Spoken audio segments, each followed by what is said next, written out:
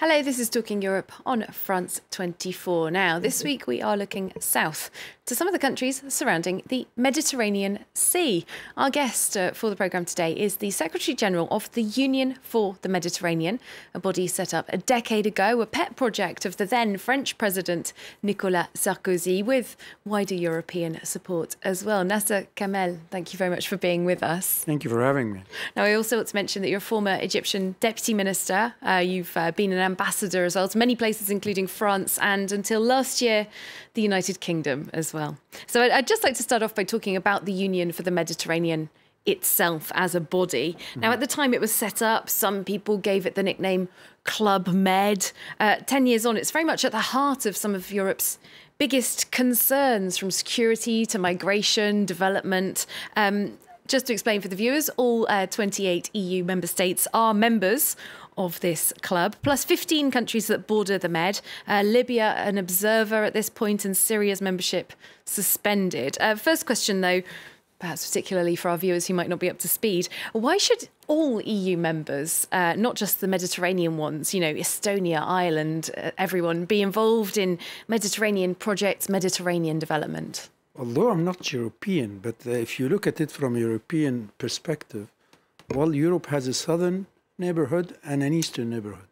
So as much as France and Spain are in a relationship with the eastern neighborhood, Germany and Sweden and Latvia have a relationship with the southern neighborhood, meaning that this is the space, a vital space for Europe interest economically from a geopolitical point of view. So it's only natural for the whole of Europe to be involved, and because Europe supposedly have a unified foreign policy, and in that sense, when it gets into a relationship with the southern Mediterranean shores, it should come as the 28 and not only as 6 or 7 or 8.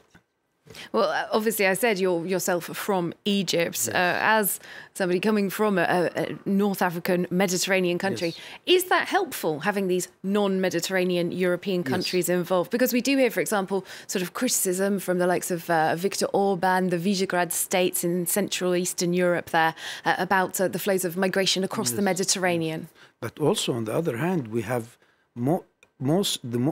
some of the most engaged countries within my organization are Northern European countries. You would be surprised to know that Germany, Sweden, and Norway are among the highest contributor in terms of project and within the UfM. UfM meaning the Union for the Mediterranean, which translate their keen interest and understanding their security, interest, and economic and well-being lies also south of the Mediterranean as much as it lies on the eastern side of Europe.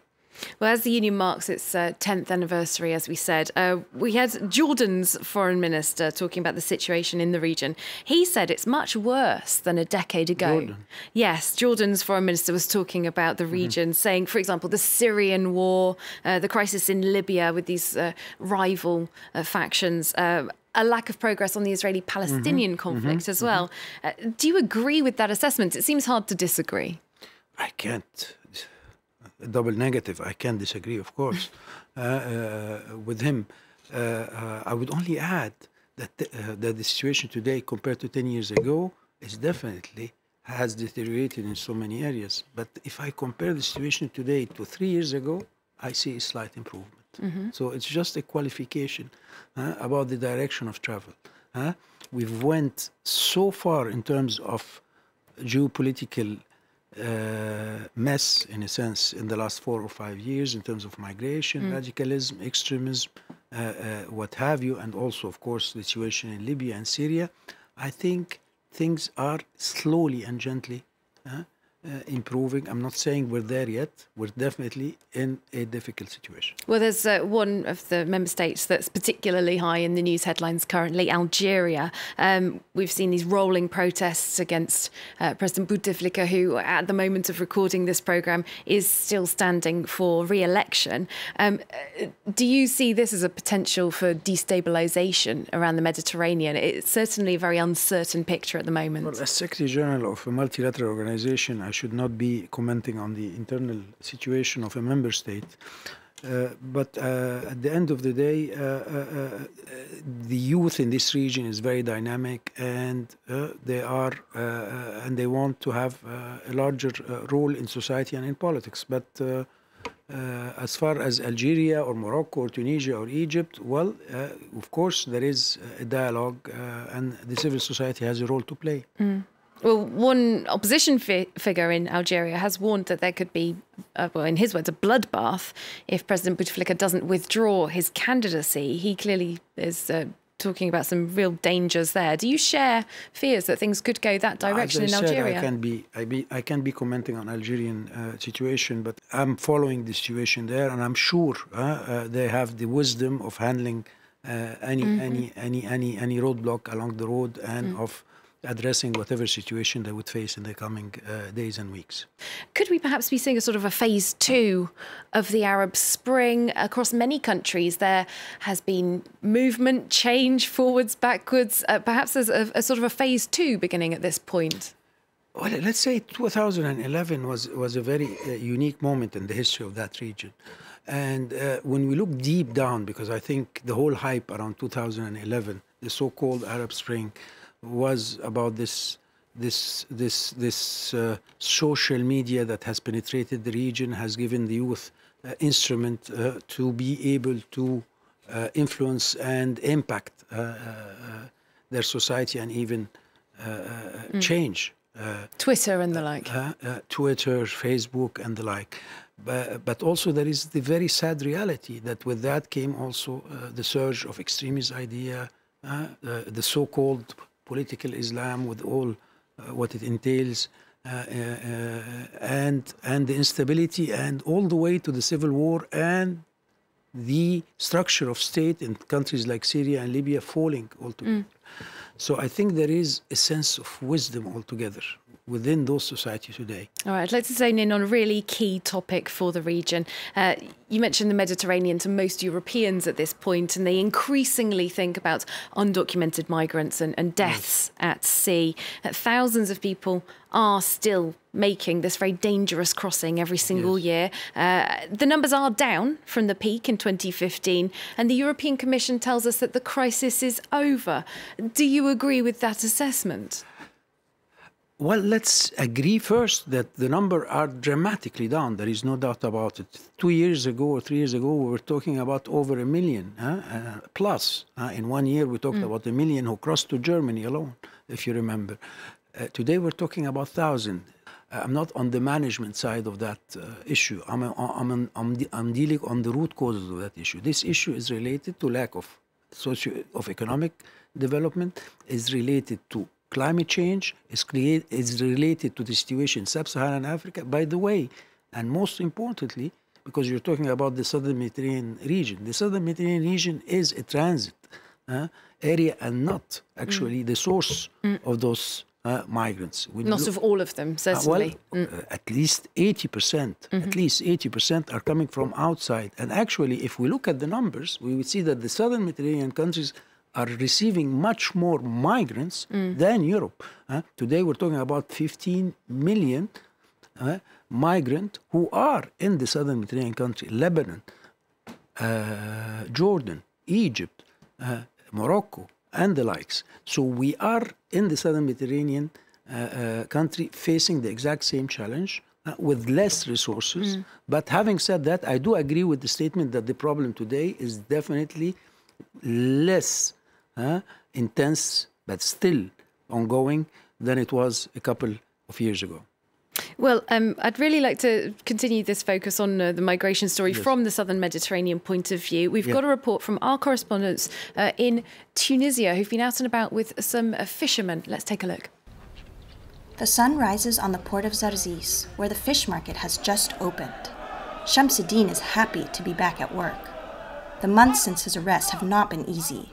After 14 years of rescuing migrants at sea, he found himself an accused smuggler. Shamsuddin and his crew spent a month in prison, but were able to return safely home thanks to the fishermen of Zarzis. Our arrest showed there are countries in Europe that don't want us to save lives. This makes us even more determined to do so. Indeed, saving lives is required by law of the sea, to which fishermen are no exception. In Zarzis, the National Coast Guard faces a similar dilemma. Authorities are not only responsible for preventing illegal migration, but also for offering assistance to those in need. In a new patrol boat, Captain Mehdi Jagiram is keeping watch along the coast. Under the law, we are required to save people at sea and all kinds of boats, including those of fishermen, migrants, and anyone in danger. In 2018, the National Guard of Zarzis prevented nearly 55 attempted departures to Europe, a total of 426 individuals, including about 60 leaving from Libya. Migrants still dream of living in Europe. It's making our work increasingly difficult. They do not cooperate with us. Often they do not want to return to the port and don't accept our help. Instead, they say they're going to complete the journey or die trying. Between pressure from Europe and rescuing lives at sea, Tunisia faces a dilemma. The country strictly refuses to become a platform of refuge for asylum seekers. Still, it remains a transit zone, and for Tunisia's fishermen, setting out to sea is not what it used to be. Now when I get ready to go out to sea, my son grabs onto me and begs me not to go. We're all afraid of getting shot at by Libyans. But we've always been fishermen. We don't know what else to do. Now we're afraid of both sides, Lampedusa and Libya. We're threatened by the war in Libya and threatened by Lampedusa's migration problems. In 2018, nearly 2,260 people died at sea attempting to cross the Mediterranean. Countries like Italy have refused entry to NGO rescue boats. In the meantime, Tunisia's fishermen are first-hand witnesses to the dramas that play out at sea. Nasser Kamel, coming back to you after that report and staying on the North African side of the picture, we've got Tunisian fishermen there really caught between authorities at home, in Italy, the laws of the sea, militia in Libya. Is there any real cooperation on this question of handling these migrant flows, or is everyone just passing the buck? You're again asking me about the management, and the management side of the issue was extremely on the top of the agenda of Europe and also of the Southern Mediterranean or the North African country, call it as you may. On the top of the agenda, yes. It's been talked about a lot, but are we really seeing action? On the management side, of course, there is action. Are they the right action? Well, that's discussable in certain area and some countries, as you rightly mentioned.